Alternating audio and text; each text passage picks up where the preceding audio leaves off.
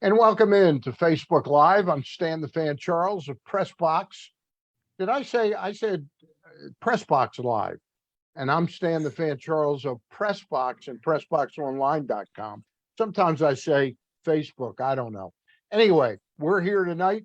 We're excited. Stan the Fan, along with Ross Grimsley. Ross, how are you, my friend? Everything's good, buddy. How you doing? I'm good. We're going to get the winner of the Super Bowl a little bit down the road from our guest, the Otter. Oh yeah, exactly. One of the great relief pitchers in Oriole histories, and one of the great guys in Oriole history. Gregg Olson joins us. Greg, how are you, my friend? I'm good. I'm good, Stan. I don't know how much of a prognosticator I'm going to be on that.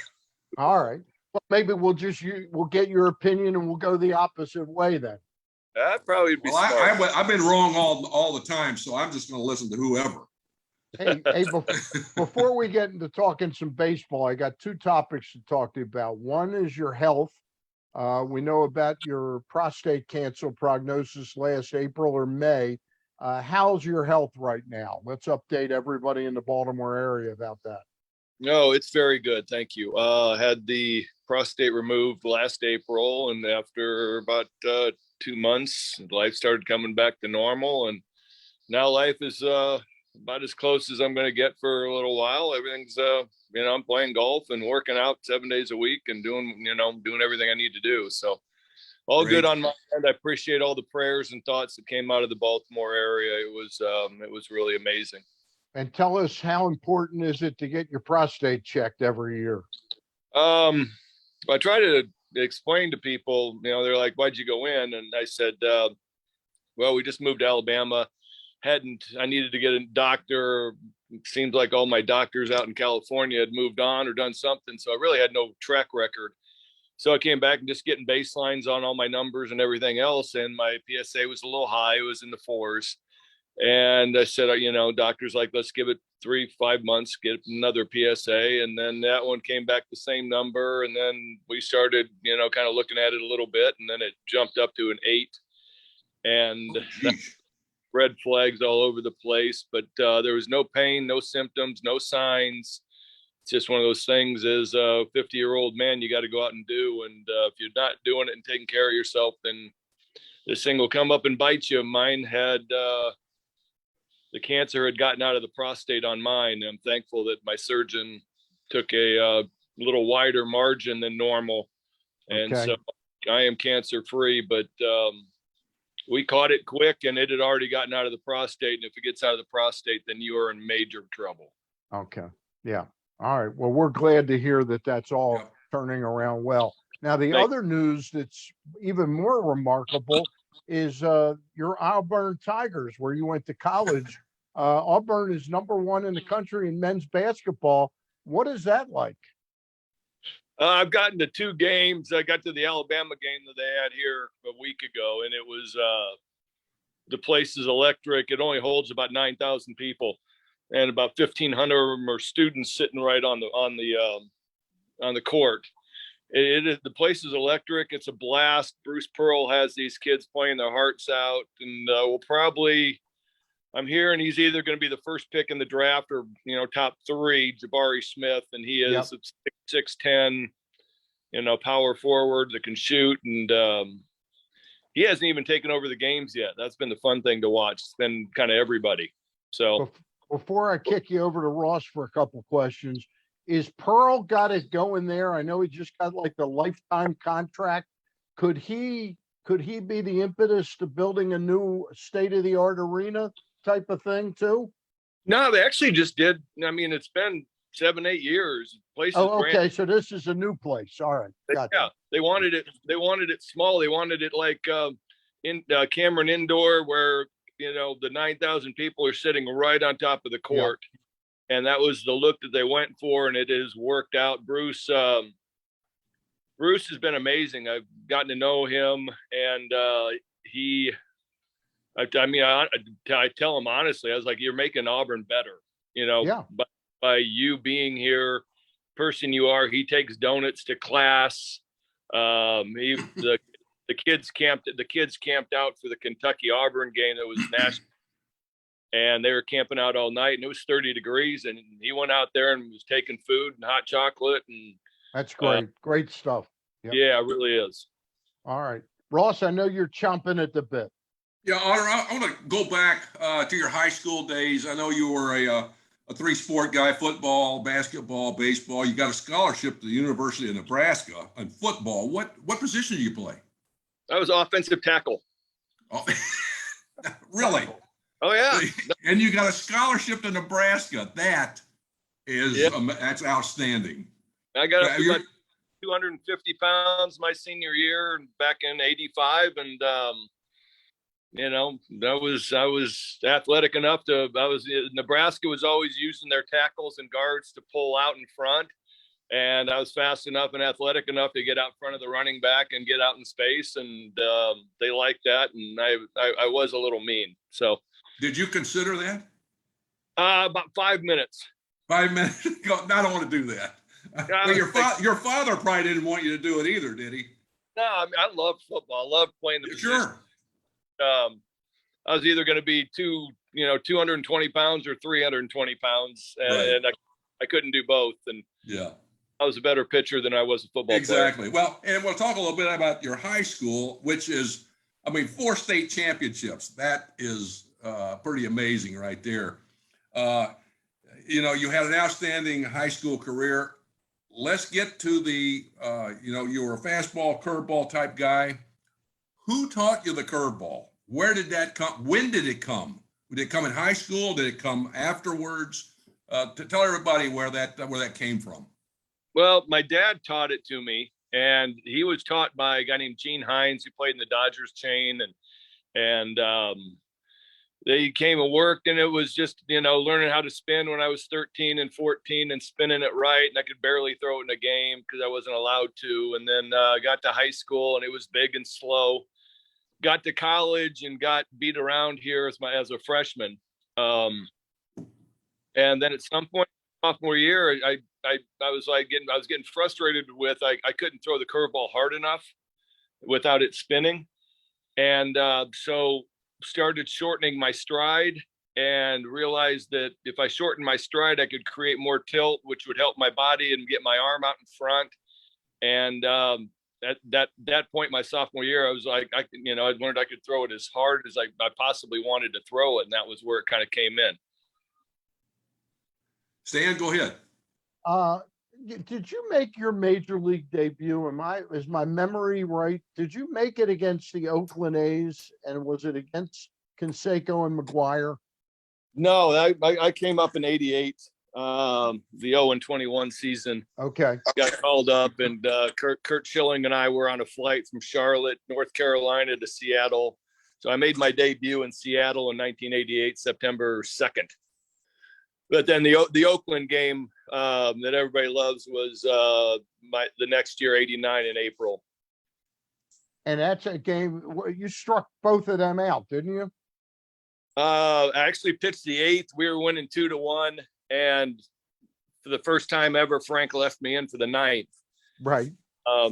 And I had Dave Henderson, Dave Parker, and Mark McGuire. Okay. And how'd you do against those 3 guys? I punched them all out on curveballs.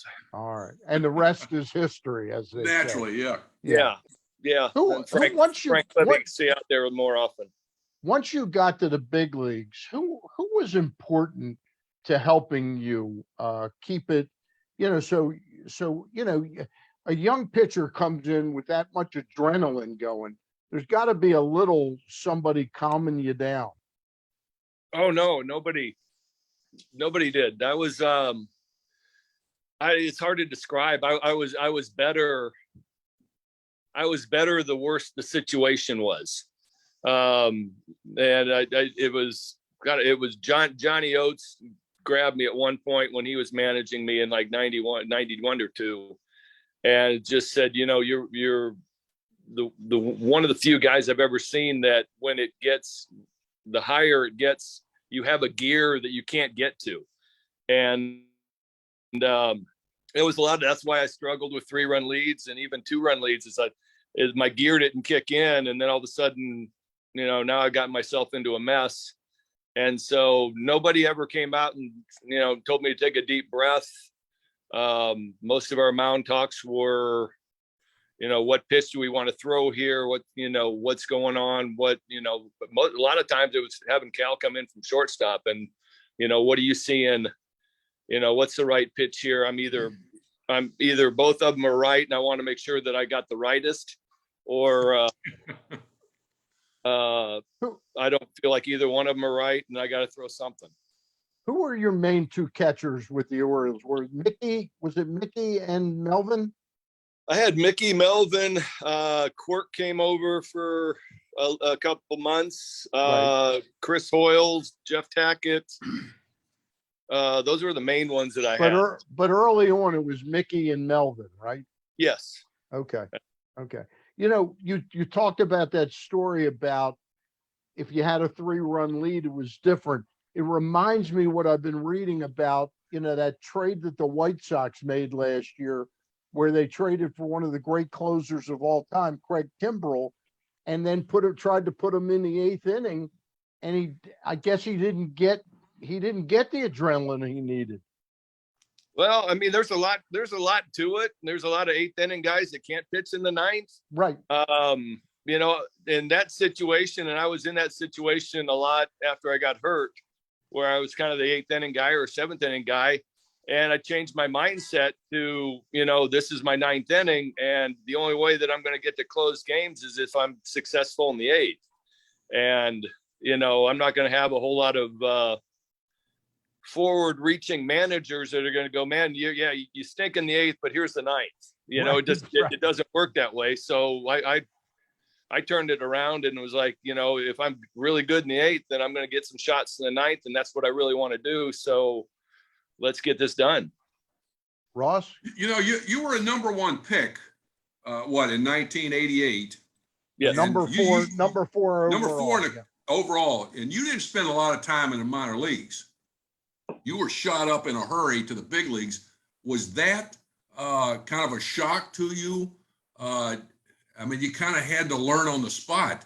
And that's one of the things that I know Stan asked, who helped you out with some of this stuff? Or did you have to learn all this stuff on your own? The relieving part, you get bits and pieces from guys. Niedenfuhrer was around in 88 a little bit. The Ripken brothers were really beneficial for me just growing up in the big leagues. But, being the first pick in 88, we were 54 and 107, I believe, right. In 88. Yeah. So there was a lot of room for guys to come up and get some openings. And I had it in my contract, and it was kind of going on a lot more. It seemed like then that the first round picks, if they came out of college, would get a call up to the big leagues. It wasn't, McDonald got the same thing the next right. year in 89. It wasn't, it was about as likely for a first round pick as it was unlikely. So it was kind of a normal thing. I came up and I was, in way over my head, and you figure it out for a little while, and you get beat around and rinse and repeat. And hopefully you don't get beat around as much as you did. You didn't get beat around that much. I mean, you are you got the first relief pitcher ever to win the AL Rookie of the Year award. And you're 75% of your saves were with the Orioles. And you threw out some 27 saves, 37, 31, 36, 29. You had some outstanding years, buddy. Thank you. Until you had the arm situation, and we'll get to that in a little bit. But yeah, I just wondered how you, obviously with the people around you, but a lot of it is you, And did you learn stuff at Auburn, pitching wise? Because whatever you did, you took it to the big leagues and figured it out pretty quick. You know what, Ross? I mean, I was a stuff guy. It was stuff. And then, got to learning how to watch guys swings, foul balls, takes, and had a really good feel for when to sneak an 0-2 fastball down the middle of the plate. Cause I know that they're not even remotely thinking about it, and, got good at just recognizing what the hitters were trying to do. And I was able to either take advantage of that or go a different direction. And that was kind of me. I mean, it was really early on. It was just stuff and going, here, you haven't seen me before. I got the advantage. And then second time around, it was all right. I kept a note, an extensive notebook on all my at bats. So I had every at bat for my whole career put on a computer program, and I kept notes. And it was like first pitch swinging, will give me a fastball away, down and away. If I, make the pitch, he won't swing at it. So I got strike one right there. I had notes on everybody, and I would until the day I retired, I went through the notes before every game. Did you do that on your own, or did anybody recommend you do that? No, you know what it was? My rookie year, I was going back and just kind of penciling notes on guys, and went back and went through the scorebooks and everything else, and saw that Alvaro Espinosa, and I didn't even remember that I'd faced him. And I'd faced him 3 times. He'd seen 3 pitches, all first pitch fastballs, and all 3 of them were pretty much line outs to shortstop. And I kind of said to myself, you know what? You're missing it. You're missing it right there. You're missing something, and just because he's not a name, I mean, he should have 3 doubles in the gap. Instead, he lines out to my 6'5" shortstop. And that right there kind of just flicked it in and said, I'm missing information that I should be having. I never, I don't know, it was the first or second trip to Oakland, and, the scouting report, and we go sit in every pregame meeting, pre-series meeting, we go and go over the hitters and how to pitch them. And the first thing with McGuire was don't throw him a breaking ball. And I was like, well, I'm screwed. Yeah, that's my best pitch. I got to. Yeah, I was like, so now I'm down to a fastball. I was like, so I didn't really take, a whole lot of the hitters meetings very seriously, because it's kind of like it affects everybody different as a pitcher. You can do one thing and he can do another thing. And that's one of the first things, I think, that obviously you picked it up. I picked it up, and it's amazing. But you made that. I did the same thing you did, keeping notes. I still have them. I still have to this day on in 1971 pitching to the Pirates, Clemente, Willie Starnes. I still got all the notes on it, and I would put the box scores in a notebook. I would tape the box scores in and then put stuff underneath it that happened in the game, and I used that. I still have it to this day. That's great. It's faded, but I still have it. Greg, were your first pitch curveballs, clearly you wanted to get ahead of the hitters, but as I recall it, after watching you for a while, I sort of said they just shouldn't swing at the first one because it's not always going to be a strike. Did you throw it for strikes, or were you intentionally trying to say, this is the pitch I can kind of put down and they'll swing at it anyway? No, you know what? I was trying to just get away from the guys that were first pitch fastball guys. Early on, I didn't have great location with my fastball, so I was just trying to find a way to get ahead and then open up both pitches a lot more. Ended up finding out later on in life that there was a group of guys that really didn't hit me well, so they would go up there hoping I'd throw a first pitch hook because they jumped it. So I'm kind of looking back going, probably 9 out of 10 curveballs that got hit for home runs were the first pitch get me over ones. Really? Okay. Yeah. So I look back going, probably wasn't a good pitch. I should have gotten away from that one. Hey, I want to talk to you. This is going to be the 30th year of Camden Yards. And I don't know how closely you follow what's going on right now, but they're tearing down the left field. The whole left field is going to be different. They're backing it up and they're raising the thing up. When I recall Camden Yards, and I think of when the Orioles had good pitching, like you and McDonald, Mussina, a little bit later on, Erickson, Jimmy Key and Mussina, Sutcliffe. And then just even 5-6 years ago when they had Tillman, Wei-Yin Chen. I don't remember sitting there at the games thinking, boy, this ballpark is just too unforgiving. But when you got really crappy pitching from say 97 to 2010, and now the last 4 years, it looks like that. Is the ballpark responsible for that many home runs, or sometimes this is just crappy pitching?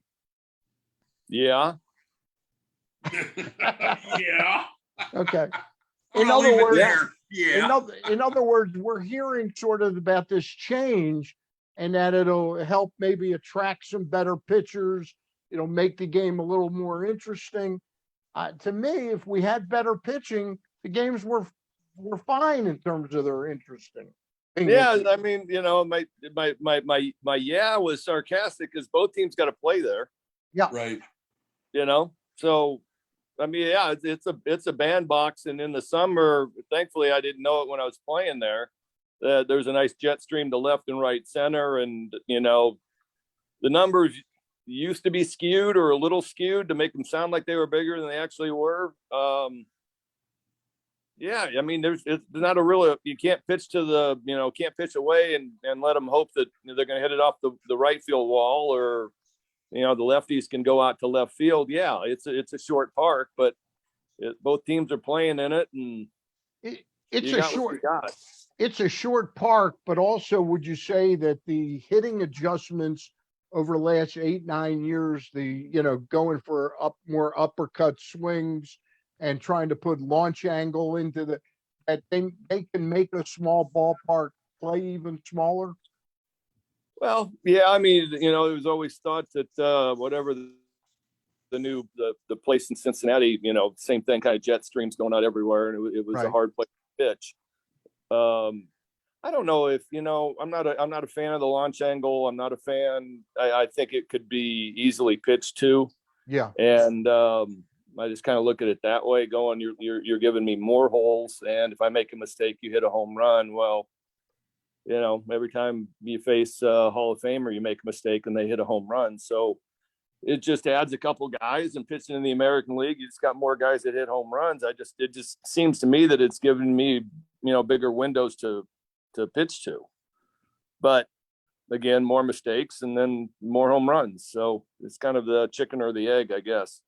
Ross, a couple more, and then I got one or I two to wrap it up. I think with that field, left field being bigger, it's going to add more doubles and triples, which is going to add more excitement, which the game is lacking. You know, just I mean, throw the ball over the plate, you know, make some pitches and go from there. But yeah, it is what it is. Otter, tell us about, and one of the big things, pitching to Barry Bonds. That thing. That's one of the things people talk about. What did you think when they said walk the guy in and don't pitch to Bonds? What was your mindset? And that manager happened to be Buck Showalter. Buck Showalter, yeah. Yeah, he's still one of my favorites. I mean, going the whole story, I came in the 8th inning. He wasn't playing, so he came in to pinch hit in the 8th. And I was warming up, and so he's the tying run in the 8th inning. I came in to face him and got behind 3-1, threw a really good breaking ball, which I rarely did. You know, made it 3-2, and then I threw a fastball down and away, which was absolutely flawless. And it was ball 4.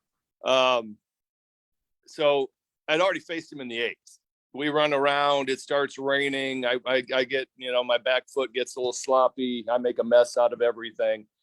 And he comes back up. Well, I mean, I'd had 2 outs for a little bit, and it had been, I mean, I was at almost 50 pitches. So I was physically past the point, you know, and so he comes back up, and I'm just going, you know, winning runs on second, tying runs on, you know, no. Tying runs on second, winning runs on first. I was like, they're all in play right here, and I got nothing left. You know, so that was what I was sitting there thinking, going, okay, this is what I did last inning. Let's, you know, and I was trying to figure out how to get ahead. And by then I look up, and my catcher's sitting there with 4 fingers, and I'm like, okay. I was too tired to really go. Yeah. No. You know, and then I look on deck, and it's like Brent Maine, and I was like, I didn't get him out either. Yeah. I'm going. I was like, I'm not having any fun right now. And I look in the bullpen, and we just signed a kid from the Mexican League that probably had to be 40, that was left-handed, and I was like, there's no way in hell he's coming into this game. So got ahead of Brent Maine, and then tried to get a strikeout because it was just like I didn't want something to happen, and missed on a 1-2, missed on a 2-2, and then it was 3-2, and it's like, all right, here's a little 92 mile an hour two-seamer, middle of the plate, hit it, and he fouled off 5. And then I finally more pitches you got to throw. Yeah, I finally got the fly out, and it was just like, I'm exhausted. I couldn't throw for 2 days. Yeah. So that's the story. Yeah, really. Well, that's a great story. What do you think of Bonds Hall of Fame? I mean, I can't figure out how they're picking guys, to be honest with you. No, really. No kidding. I mean, I thought Ortiz was on the Mitchell report, so that means he did something to be on the report. And if that's the caveat for not getting guys on, then that, Yeah, David certainly had an ability to sort of reinvent himself as the lovable guy, and I guess that had as much to do with getting him in as anything right now. Well, yeah, I guess that's it. But I mean, like, if you're going to take one, take them all. Yeah. Hey, that was the era that we lived in. I've got a question for you before we go. You played for Buck Showalter. Buck's been out of the game now for about 3 years. He's landed at a pretty good place, hasn't he? I think he'll do well. He's one of the most intelligent men I've been around. He finds a way to motivate people that need to be motivated. I think he'll find a way to get the clubhouse organized, which seems like it's a bigger issue, and the constant over. So I think he'll figure out a way, and if the staff can stay healthy, they could, I think he'll get them turned around. I mean, that staff, again, if they stay healthy, to have Jacob deGrom and Scherzer, I mean, that's arguably like 1-2 or 2-3, whatever you want to say. Yeah, it's pretty amazing. Ross, you got one more? Yeah, just 2 quick ones. Are you going to do anything with the Orioles this year, broadcast-wise? I am not, as of right now. You're not. I'm hoping. I still have hope, but right now, no. What are you doing now other than that? What is your you doing anything? Because we talked together at each other in San Diego at the winter meetings a while back. But what are you doing now? Anything you're involved in anything? I am. I'm doing the broadcasting for some ESPN. I'll do Auburn baseball on the SEC Plus network. ESPN gave me some games last year, so I did the regional at Austin. I did some little league stuff. I'll do a couple of the ESPN games, and then I'm hoping there's 1 or 2 major league jobs that are still kind of open, and hoping got my name in for those. Good. Yeah. All right. We really appreciate you joining us, Otter. My pleasure. Really thrilled to hear about the good health news right now. Thank you, Stan. Stay well, and happy, healthy New Year to you this coming year, and go Auburn, right? Yeah. Go Auburn, War Eagle. All right. Thanks, I appreciate it, buddy. Hey, love you. Love the talk. Anytime you guys need one, give me a call. You got it. All right. Thank you, Otter. Talk to See you you guys soon. I'll be back Wednesday evening with Pat Scarry, the coach of the Towson Tigers. That'll be at 6 o'clock. And hold on, I got to get my times right because Pat Scarry will be at 7 o'clock. But I'm going to have representatives from the CIAA basketball tournament coming to Baltimore at the end of the month.